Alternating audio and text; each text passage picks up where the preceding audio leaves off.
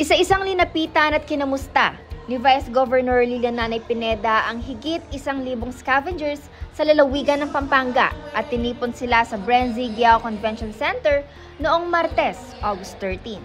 Isa sila sa mga prioridad ng Kapitolyo dahil sila ang nagsisilbing kaagapay ng pamahalaan sa kalinisan sa bawat bayan.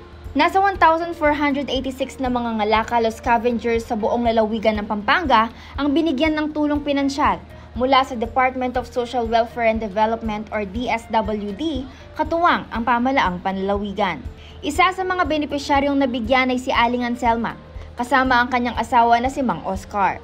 Simula 2018 ay na-stroke na si tatay.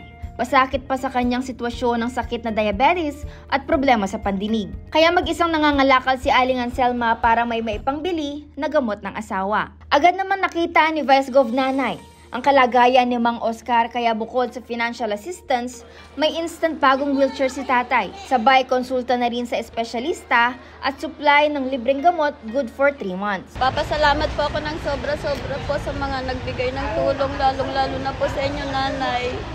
At salamat po sa Diyos, nininig po niya yung dasal ko. Salamat po ng maraming sa inyo po, ng mga katuwang po. Salamat po sa inyo na makakalaking tulong po yung naibigay po ninyo sa amin. Maraming salamat po sa wheelchair ulit. God bless you po sa inyo. Pagpalain po kayo lagi. Health is wealth, ika nga nila. Kaya may libreng medical mission din na isinagawa para sa mga benepisyaryo sa tulong ng Alagang Nanay Preventive Health Program ni Governor Dennis Delta Pineda, kung saan sila ay chinek up at nabigyan ng libreng gamot tulad ni Mang Oscar. Paulo kayo ha. Sana kasi detang mata sa presyon, detang diabetic, detang masakit. Karakal na po rin doktor oh. Dilan na kayong doktor, anong karakala panulo. Naimisan po kasi po tamatas kayo presyon na yung balo. Magpapresyon kayo po. Kayo po, ting kayong record kay kami. Dinanda kayo pong PhilHealth card. Baka nita, nung pupunta kayo ka rin hospital, pakikitang PhilHealth card. At di na kayong PhilHealth. Ganda na kayo pagkunan.